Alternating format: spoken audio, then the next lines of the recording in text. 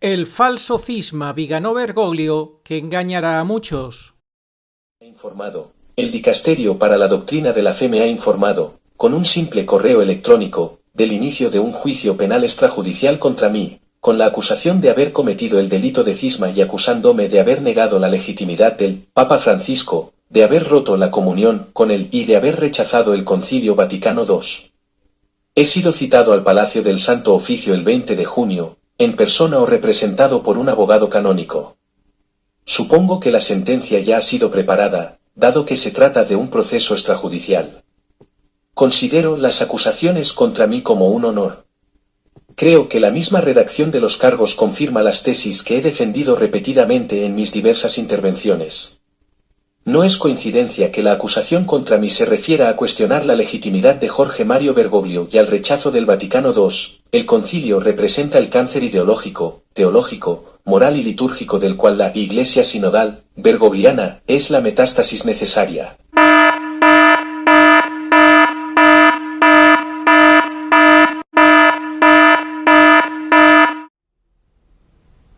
¿Suena la alarma? Claro que sí, Monseñor Carlo María Vigano, suena la alarma, es que con usted suena la alarma. La alarma de que el católico tiene que estar muy precavido, que el católico tiene que estar muy despierto, porque es que hay muchos que no se enteran, que estamos en el fin de los últimos tiempos, en la última prueba de la Iglesia, una prueba apocalíptica contra la fe de la Iglesia y contra el misterio de iniquidad, cara a cara. Es una lucha contra el misterio de iniquidad, contra el engaño masivo, y ese engaño no se circunscribe exclusivamente en Bergoglio, no, porque la masonería eclesiástica y en general no pone los huevos solamente en una cesta, no solamente en un bando, los pone en los dos bandos, no solamente lo pone con los modernistas, lo pone también con los tradicionalistas. Y usted, Carlo María Vigano, huele no muy bien, huele regularcito. Lo que usted es un personaje ambiguo y extraño que vamos a analizar hoy en la primera fase, en la primera parte de este vídeo. ¿Quién es usted? ¿Cómo se ha ido manifestando? ¿De qué manera ha ido actuando? Usted está calificado como disidencia controlada por Andrea Chionci, pero vamos a explicar quién es usted, porque esto es un falso cisma muy peligroso que usted va a arrastrar a muchísimos católicos tradicionales, a muchísimos católicos hastiados, cansados, aburridos, desorientados, totalmente hartos de Jorge Mario Bergoglio y de esta iglesia liderada por la antiiglesia dentro de la iglesia. Y es que es cierto que va a haber un cisma invertido, que vamos a ser expulsados de la iglesia los que aspiramos a ser fieles al Señor.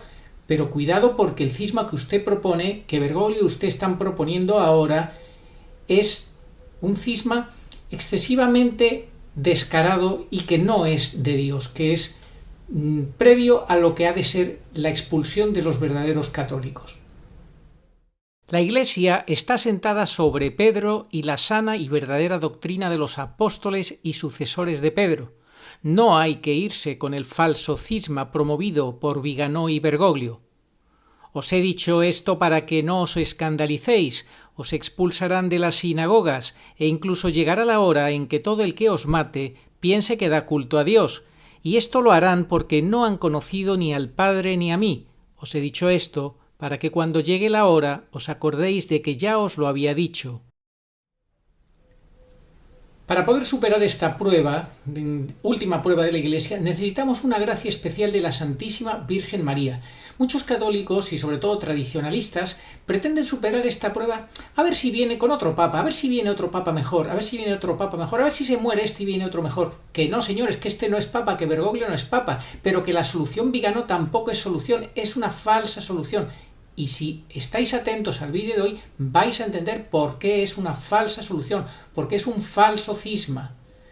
Necesitamos escuchar también la segunda parte de este programa, donde vamos a darnos cuenta que sin la ayuda, sin ir de la mano de la Virgen, es imposible sortear los engaños del misterio de iniquidad. No es ninguna broma contra quien estamos combatiendo. Es algo muy serio y los engaños son constantes y de todo tipo. Así que mucha atención.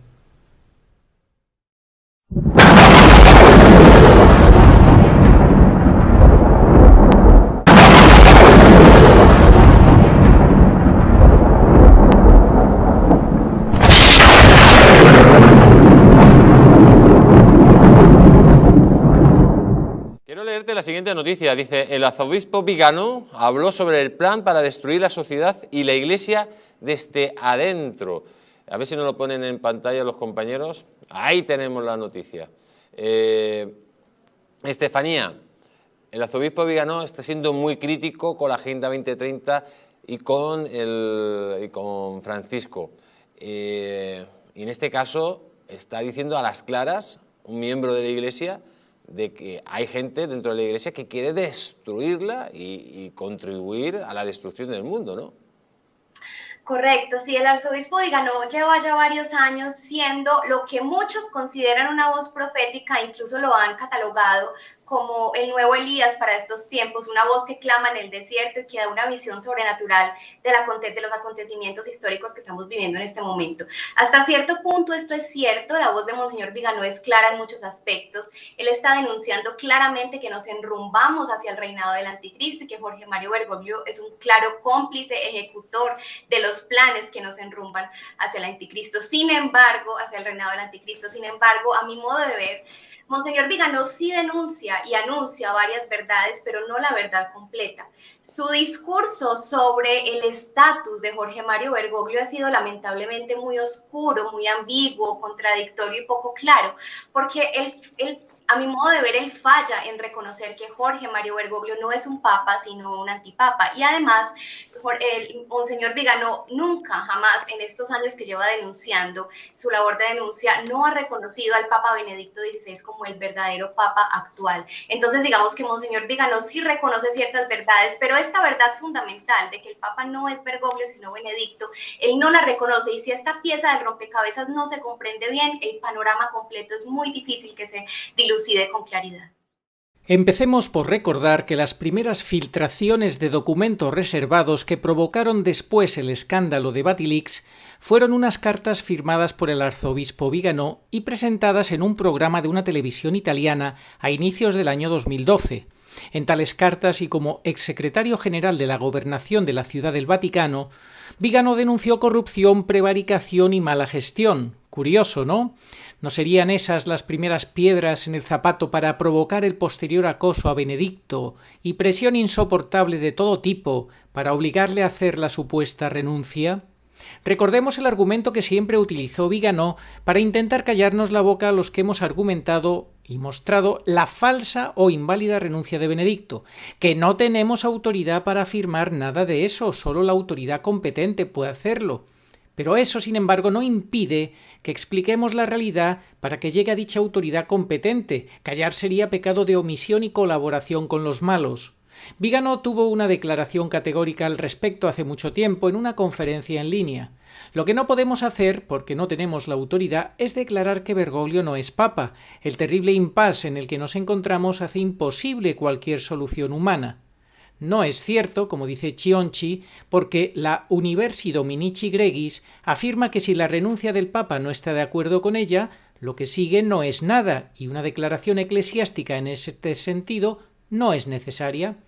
Todos los cristifideles, todos los fieles de la Iglesia de Cristo, pueden decir que Bergoglio no es Papa. Pero Vigano nunca lo ha hecho, dice Chionchi, y a pesar de ser literalmente bombardeado los últimos años por cientos de artículos, libros, cartas públicas y privadas sobre la obvia cuestión de la sede impedida de Benedicto XVI, Monseñor Vigano nunca quiso razonar, nunca lo negó, solo se ha limitado a desacreditar ese trabajo de canonistas, historiadores de la Iglesia, abogados y muchos filósofos de renombre. El arzobispo de Ulpiana, de hecho, no ha puesto nada para contrarrestar a Bergoglio o cuestionarlo. Solo fundó una asociación, Exsurge Domini, para recoger dinero y encontró una especie de enclave tradicionalista. Al mismo tiempo, Vigano difamó terriblemente al Papa Benedicto XVI en muchos momentos, burlándose de él en formas diferentes. ¿Puede hacer eso un hombre de Dios con un verdadero Papa? Por ejemplo, dio like a un tuit que decía: Ratzinger es tan herético como Rahner.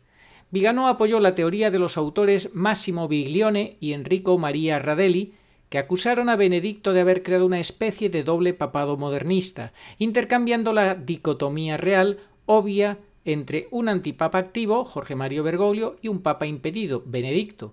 Eso daría lugar a una convivencia extraña, un tanto irónica y jurídicamente imposible entre un verdadero papa activo y un verdadero papa retirado. ¿Por qué, cuando Benedicto en los 9 años de emérito reiteró que sólo había uno, que solamente un papa era el verdadero? Respuesta no recibida.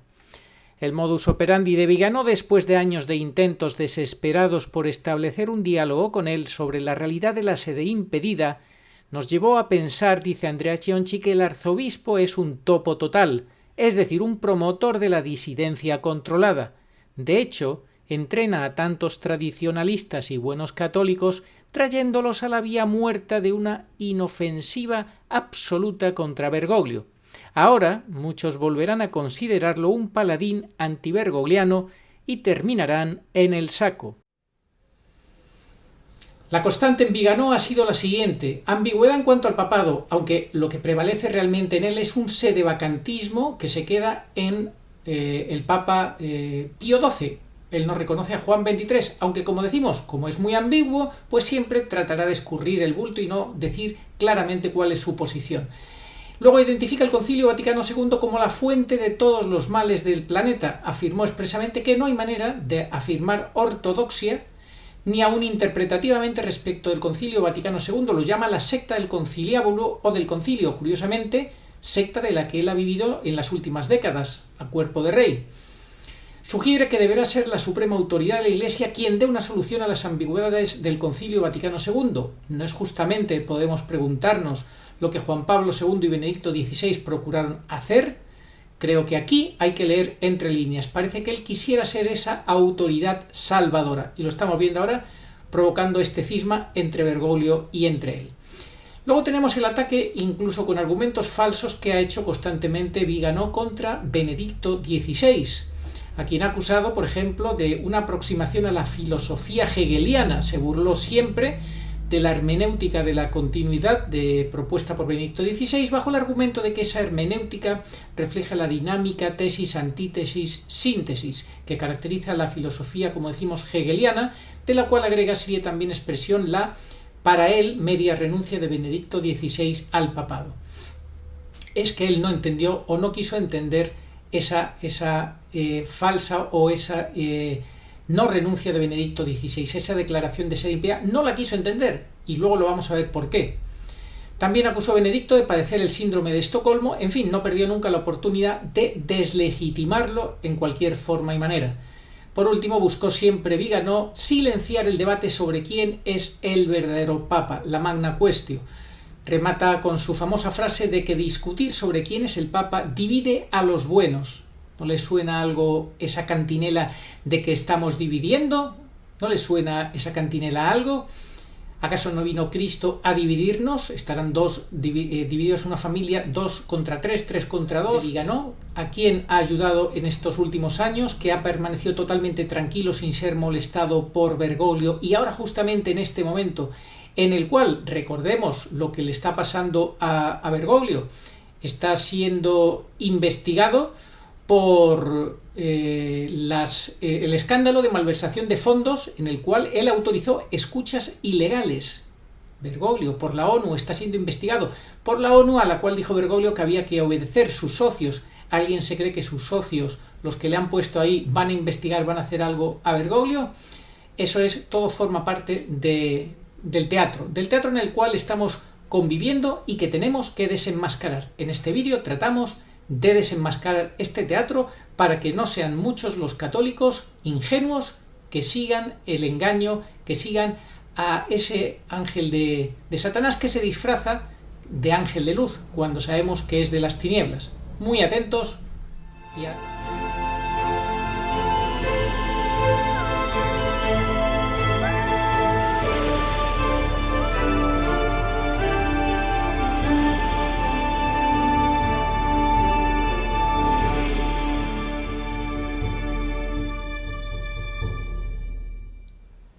Muy buenas, saludos cordiales en Cristo y María.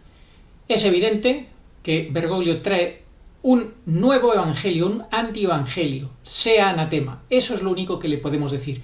que es una continuación del Vaticano II, que es la consecuencia necesaria, que continúa con lo que hacen los papas anteriores, es absolutamente falso. Amén de que los anteriores verdaderamente son papas con los fallos, defectos que hayan podido tener y sobre todo presión máxima, asfixiante de la masonería eclesiástica infiltrada dentro de la Iglesia, pero Bergoglio no es ni papa, ni es continuación, ni es consecuencia del Vaticano II, que le importa poco, que lo utiliza como excusa. Eso es evidente.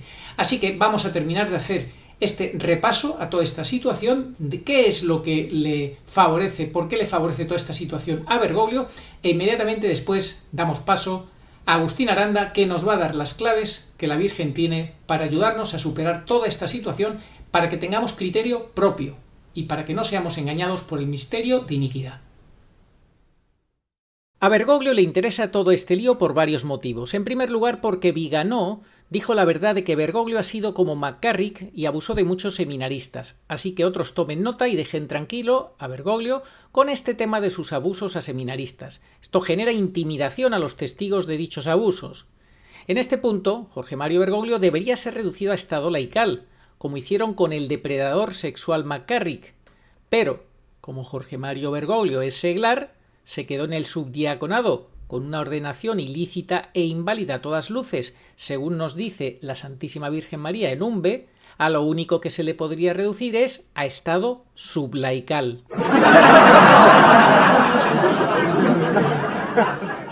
En segundo lugar, a Bergoglio le interesa este lío porque Andrea Chionchi presentó el 6 de junio de 2024 ante el Tribunal del Estado de la Ciudad del Vaticano una petición jurídica formal para que el Vaticano asuma como nula la abdicación de la supuesta renuncia de Benedicto en febrero de 2013.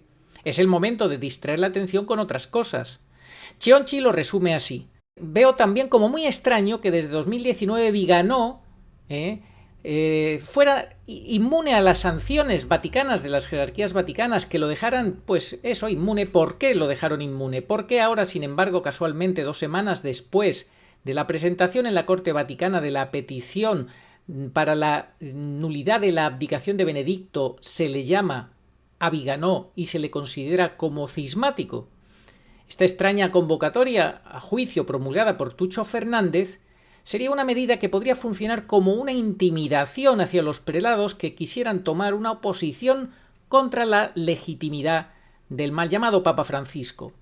También sería una excelente distracción mediática, una cortina de humo para distraer la atención de un posible proceso sobre la sede impedida de Ratzinger, oscureciendo dicha petición o para confundir a la gente con argumentos ahumados y divergentes. Considera que si el juicio en la Corte del Dicasterio por la Fe condenara a Viganò, esto podría tratar de condicionar el trabajo de los magistrados de la Corte Vaticana, creando una especie de conflicto entre los dos cuerpos. Pero también, dice Chionchi, podría haber un movimiento todavía más atrevido y astuto con este escenario.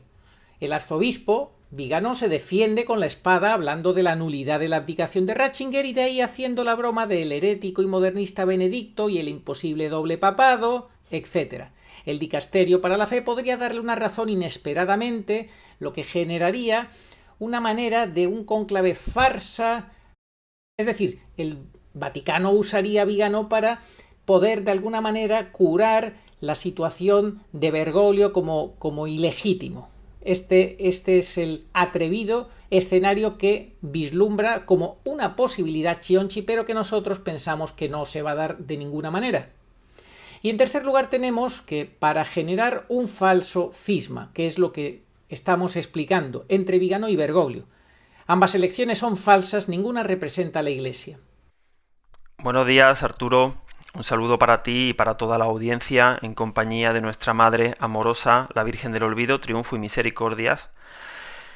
Y vamos a comentar el capítulo que tiene por protagonista al arzobispo Carlo María Viganò y que apunta a derivar en un falso cisma de los varios que va a haber. Esto forma parte de la niebla profetizada en Umbe, que también se puede ver como aquello que nuestra madre le comunicó al padre Stefano Gobi, que presenciaríamos en este final de los últimos tiempos. Episodios de confusión, división, indisciplina y por último la persecución. y el arzobispo Carlo Viganò, seguramente sin ser consciente de ello, contribuye a que haya confusión, división. Él es indisciplinado. Bueno, en primer lugar hay que decir, que quede bien claro, que los cismas verdaderos son aquellos que consisten en separarse de la verdad de la doctrina católica. En consecuencia, por consiguiente, como el Vaticano actual es en sí mismo el peor cisma posible, porque es la mentira sentada en la cátedra de la verdad de San Pedro, de ahí nadie puede cismarse ni escindirse. Viganò, sin saberlo, está llevando a la práctica uno de los primeros mantras de Bergoglio, que fue aquel que dijo allá por el año 2013, hagan lío, hagan lío. Pues eso es lo que está haciendo Viganò, haciendo lío. Porque Viganò, como no termina nunca de decir quién es Bergoglio, hay gente que nunca acaba de acabar, decía Santa Teresa de Ávila, pues propicia que el contraataque vaticano consista en incluir en el mismo lote las acusaciones de negación de legitimidad del Papa Francisco y la ruptura que Viganò profesa con él, pero sin saber si realmente él lo tiene por verdadero papa o por mal papa, es que no es lo mismo. Y ahí también en el lote se incluye el rechazo al Concilio Vaticano II. Esto le encanta al Vaticano porque así se presenta una imagen de continuidad de Bergoglio con el Vaticano II. Nada de eso. La ruptura no se produjo en el Vaticano II. La ruptura se produjo en el año 2013, que es muy diferente. Y en esta situación, ¿quiénes pierden? Pierden la tradición, a la cual se supone que defiende Viganò, pierde la verdad, y ganan el ultramodernismo herético protestante y pro Agenda 2030, y la mentira. Finalmente gana la mentira, el diablo es el que divide. La línea de actuación de Viganò es difícil de calificar.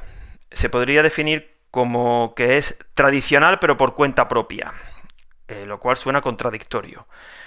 ¿Por qué la defino de esa manera? Tradicional pero por cuenta propia. Porque si bien es verdad que las ideas que defiende Viganò en absoluto se podría decir que son novedades, pero tampoco se ajustan a la realidad eclesial que estamos viviendo.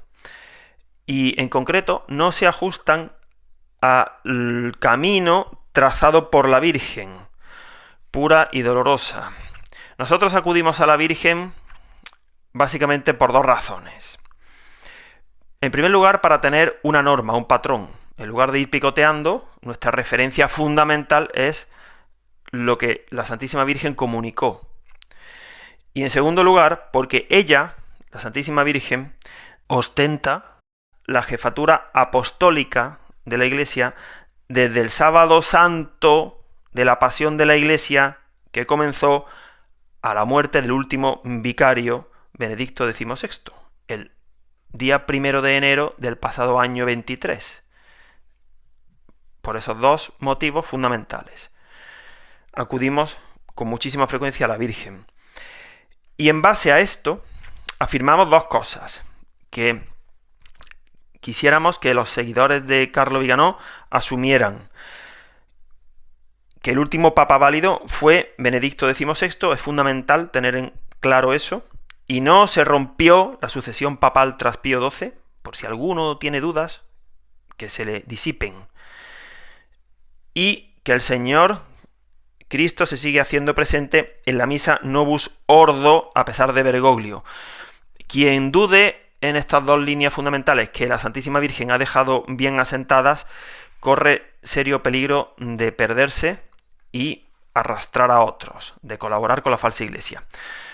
Es que no están viendo estas personas que defienden a capa y espada, a ultranza, al arzobispo Viganò, pues que este episodio, sumado al ataque de Bergoglio, al nuevo ataque de Bergoglio a la misa tradicional, sirve para espolear a los defensores de la tradición y que combaten el modernismo, para espolearlos a que se precipiten y tomen decisiones equivocadas antes de tiempo.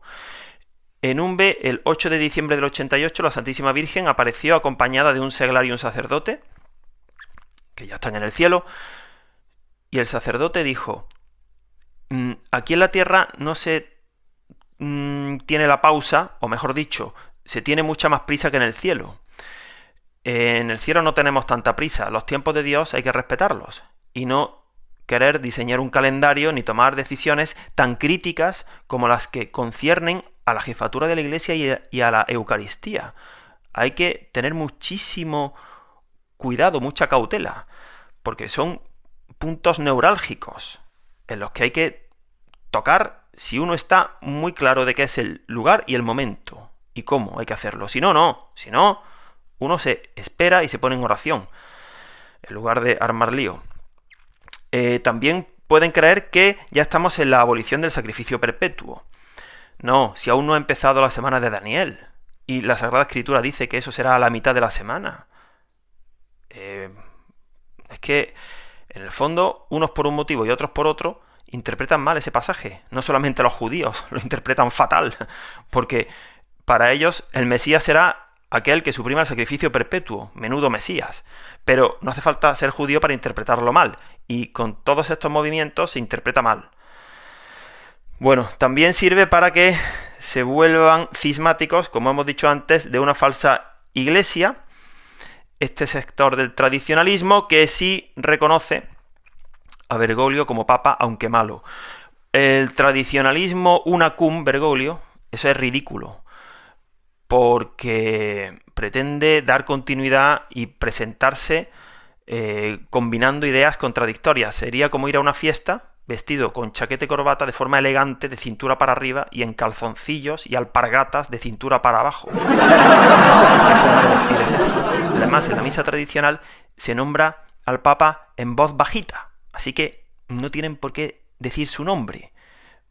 Pero claro, sí lo dicen, y así les va de mal, porque lo tienen por verdadero Papa y no terminan de ser dóciles a lo que la Virgen nos ha enseñado. Bueno, Bergoglio, tras cargarse el Summorum Pontificum de Benedicto XVI, pues ya sabemos que les concedió a los tradicionalistas el seguir celebrando la misa tridentina con el infame documento Tradiciones Custodes. Siempre deja una rendija para las excepciones que les convienen a los destructores del Vaticano. Bueno, así que ha llegado el momento para nosotros de sacar toda la artillería con un enorme poder exorcista que la Virgen nos proporciona para desarmar las mentiras de este sainete que se va a montar en el Vaticano entre unos y otros, aunque creo que no va a comparecer Viganó, pero bueno, el caso es que ya ha armado lío. El combate se gana con la Virgen, es una cuestión de potencia, de armamento. El armamento de la Virgen es superior y por eso vence en el combate. Vamos a ver algunos mensajes de la Virgen pura y dolorosa de Umbe que confirman que ella es el camino de la verdad. Porque, como hemos dicho en vídeos anteriores, lo que tienen en común todos los que están perdidos de una forma o de otra, teniendo a Bergoglio por papa, interpretando mal la parusía, por supuesto siendo modernistas, siendo cismáticos, siendo tibios, tienen en común que no creen en los mensajes de la Virgen pura y dolorosa de Umbe, que por supuesto enlazan con el resto de mensajes. Lo que pasa es que nuestra referencia son los mensajes de Umbe para centrarnos, básicamente. Vamos a ver los mensajes y la potencia que tienen, que contienen. Comencemos, por ejemplo, viendo cuando ella dijo: yo soy el camino de la verdad. 3 de enero del 71. Yo soy. Ella habla en un modo que nos recuerda totalmente a las palabras de su hijo, porque es voluntad de Dios. Igual que en Fátima, Dios quiere establecer en el mundo la devoción a mi Inmaculado Corazón. Y si Dios quiere eso, ¿qué hacen ustedes que no creen en sus mensajes? ¿Cómo pretenden llegar al triunfo del Inmaculado Corazón de María si están desaprovechando todas las gracias que ella nos está proporcionando ahora? Otro mensaje, 8 de diciembre del 70. Donde yo piso es firme. 19 de septiembre del 71. El que me sigue no caminará en la oscuridad. En ese mismo día. Vengo por toda la humanidad. Concedemos la salvación. Ahí está el dogma de la corredención. 16 de enero del 71. Al que dé la vida por mi evangelio, lo salvará el Señor. 25 de agosto del 71. Tened fe en mí. En ese día quedó demostrado que Bergoglio no va a ir al cielo. Tomen nota de quién es Bergoglio. Te defenderé de Satanás cuando te veas ante él. No te arrodilles, no hay que arrodillarse ante la mentira. 21 de enero del 72. Y cuando nos veamos delante del demonio, en sus múltiples engaños, tenemos que decir: Madre dolorosa, sin ti nada puedo, y rezamos la salve. Y el demonio huirá, porque es un cobarde y no se atreve a plantarle cara. La Santísima Virgen, igual que Bergoglio, no se atrevió a mirar a la patrona de Colombia en agosto del 17, y cuando ella lo obligó se le formaron los gusanos, esas protuberancias en la cara, tan desagradables. 23 de mayo del 70. Como vosotros habéis cumplido mis deseos, yo cumpliré los vuestros. 31 de julio del 70. Yo cumplo lo que digo. El agua seguirá curando. Observemos la relación que hay entre el agua seguirá curando y que sus palabras se van a cumplir. Yo cumplo lo que digo. Se va a cumplir todo lo que ha dicho la Santísima Virgen pura y dolorosa. Ya se han cumplido 5 profecías y las que nos quedan por ver, que serán las mejores, las parusíacas. Decid esto. Tenemos que decir nosotros a los demás que ella es una perfecta profetisa y que lo que dice se va a cumplir. Tenemos que hacer esa profesión de fe en ella. Además, en Umbe, ella, para los obispos, dejó una serie de mensajes concretos donde los nombra. Además de que también son partícipes de las referencias generales para el clero. Simplemente voy a citar las fechas de estos mensajes específicamente dirigidos a los obispos. 24 de diciembre del 70, 4 de junio del 71, 25 de julio del 71, 30 de diciembre del 71, 2 de noviembre del 71 y 15 de noviembre del 72.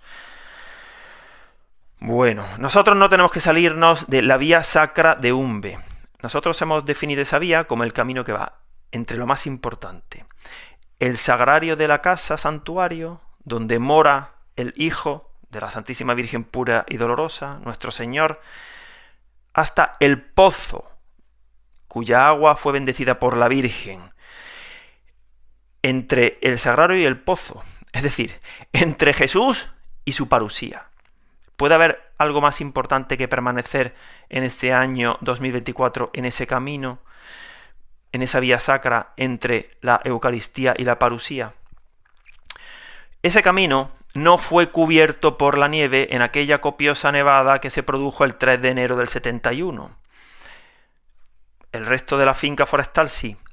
Y eso solamente se puede interpretar como que la verdad no va a ser oculta. Pero si uno se sale de ese camino, ya la nieve lo habrá cubierto todo y ya no ve por dónde pisa. Así que no hay que salirse del camino de Umbe, entre el sagrario y el pozo, entre la Eucaristía, nuestro Señor, con toda su verdad mayúscula, porque para eso es Dios, y la parusía, dogma de fe, que está muy cercana, y por eso vino la Santísima Virgen. La Santísima Virgen vino para prepararnos para la parusía, no vino para que estemos enredados en asuntos como los que fomentan este tipo de personas. Porque no por combatir el error estás en la verdad. Esto es fundamental. Algunos dicen, es que combate a Bergoglio. Bueno, ¿y qué? Y los musulmanes tampoco creen en Bergoglio, y no por eso están en la verdad.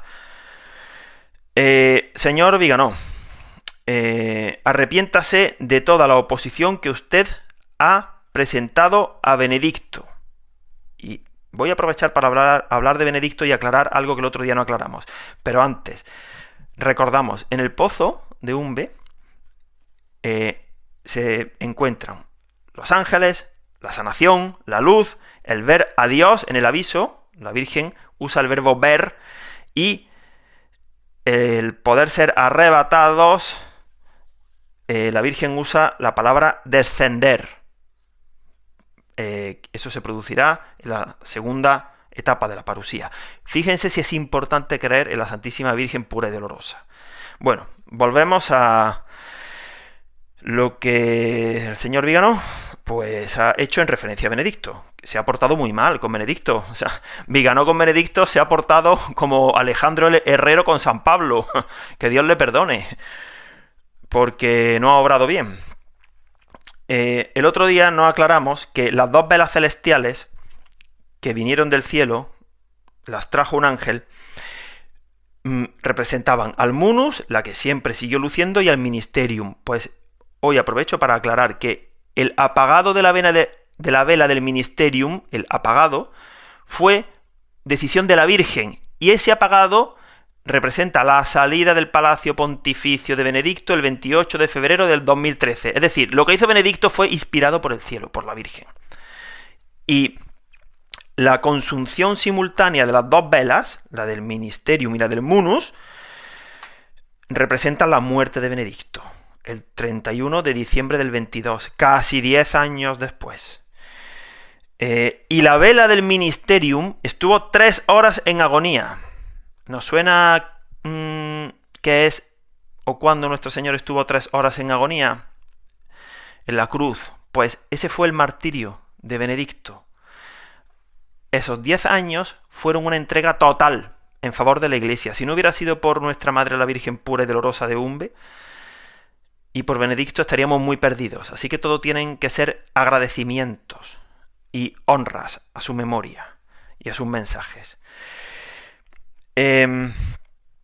Bueno, señor Vigano y simpatizantes, la noticia en esta época no es que el Concilio Vaticano II tuvo tintes protestantes y modernistas y después dio lugar al posconcilio, que ya fue aquello un desmadre absoluto. Esa no es la noticia. Hay que tener un espíritu periodístico como Arturo y centrarse en lo importante porque queda poco tiempo.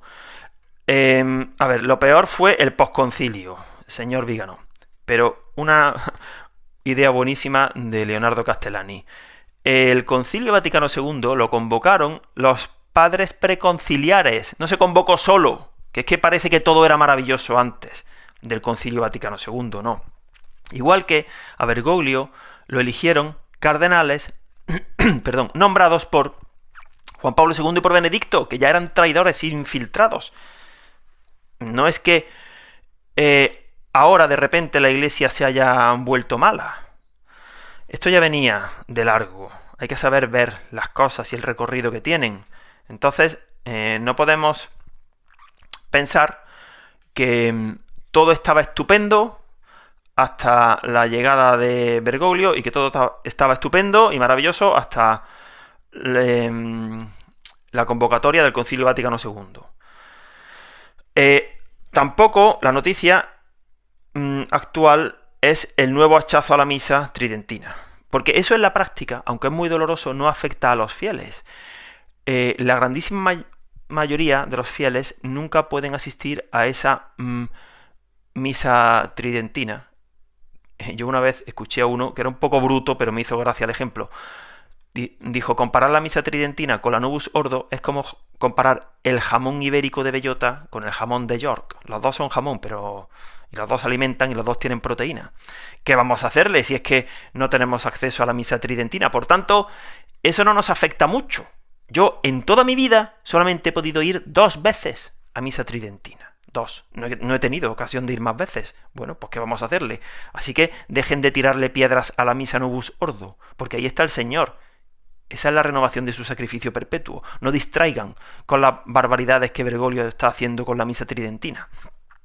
Porque además no van a conseguir nada, si ya sabemos que se va a suprimir el sacrificio perpetuo, y cuando los sacerdotes, que ya tendrían que estar todos resolviendo, celebren en catacumbas, por favor, que sí celebren la misa tridentina, porque ya puestos a desobedecer al obispo, vamos a hacerlo bien, y vamos a embellecer la liturgia. Bueno, la noticia tampoco son los cambios de papa a los que se refirió la Virgen antes del cambio de Benedicto por Bergoglio.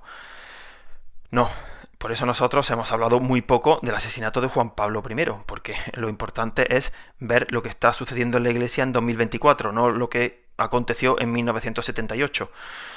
La noticia, señor Viganó, es que la parusía del Señor está muy cerca, porque ni la situación del mundo ni la situación de la Iglesia tienen arreglo, ya ningún arreglo, no servirá ninguna luz, nada de nada. Y ahí entra todo, ni soluciones punzantes, ni económicas, ni militares, de ningún tipo. Ni, por supuesto, eclesiales. Aquí, que provengan de Roma, menos todavía, claro. Nos estamos acercando al primer momento de la parusía, que será el aviso, en el cual la Virgen vendrá por sus hijos, y su esposo, el místico, el Espíritu Santo, Dios Espíritu Santo, derramará el segundo Pentecostés sobre aquellos que sean hallados dignos y justos en ese momento y hayan salido de la vía purgativa que nos enseñó el doctor Santo Tomás de Aquino, que equivale más o menos a las cuartas y quintas moradas de Santa Teresa de Ávila. Es que digo esto porque en lugar de estar sinodaleando, lo que hay que hacer es estudiar a los santos doctores de la Iglesia, señores obispos, alguno que vea este vídeo, señores sacerdotes. Manden a la porra todos los documentos que salgan del Vaticano y no se pongan a estudiar derecho canónico y pónganse a estudiar a Santa Teresa de Ávila, a Santo Tomás de Aquino, a San Agustín y aprenderán muchísimo. A los papas de los 2 últimos siglos, que fueron excelentes y nos dejaron unas encíclicas maravillosas. Bueno, vamos por último a hacer un comentario sobre el presbítero español Santiago Martín, que acaba de publicar un vídeo comentando la actualidad sobre Viganó. Bueno, Santiago Martín ya dijimos hace poco que se equipara a esos cocineros que al puchero añaden ingredientes buenos y malos. No apartan porque no le da la gana de apartar al más venenoso, que es como una seta amanita faloide, es decir, Bergoglio, también lo mete en el puchero, y presenta un guiso que tiene partes saludables, pero ya sabemos por León XIII que añadir una gota de veneno es la peor de las herejías, añadirla a algo cierto, que contenga verdad. Nadie a su hijo le daría una gotita de veneno dentro de la sopa, ¿verdad? Bueno, entonces, Santiago Martín dice cosas interesantes, pero también comete algún error de bulto. Dice Santiago Martín refiriéndose a Viganó: es gravísimo acusar al Papa sin poder demostrarlo. Esto es bastante desquiciante, Santiago Martín, porque claro que se puede demostrar. Aplíquese usted el cuento. Tiene 4 caminos: el canónico, el sacramental. Por sus hechos los conoceréis, y todas las profecías públicas y privado-públicas que nos dicen, que nos gritan que Bergoglio no es papa, que es un impostor. Así que no diga usted que no se puede demostrar, Santiago Martín. Lo que pasa es que usted no quiere meterse ahí, en ese punto crucial. No quiere decir que Bergoglio no es papa, lo sigue defendiendo y le echa la culpa a cualquiera, a los alemanes, es su especialidad, echarle la culpa a los alemanes y a los belgas, y hablar de que están propiciando abusos litúrgicos. Sí, pero ¿quién ha propiciado que los alemanes estén haciendo eso? De un paso hacia atrás, Bergoglio, ¿verdad? Bueno, sin embargo, termina, sin saberlo, diciendo algo acertado, Santiago Martín. Yo creo que el subconsciente le delata, porque dice, refiriéndose a Viganó, que de esta forma, pues los extremos se potencian y se necesitan para esta situación de confusión. Él llama extremos a los radicales ultratradicionales, como Viganó, y a los ultramodernistas. Pues es verdad, Santiago Martín, pero claro, hay que identificar a los extremos.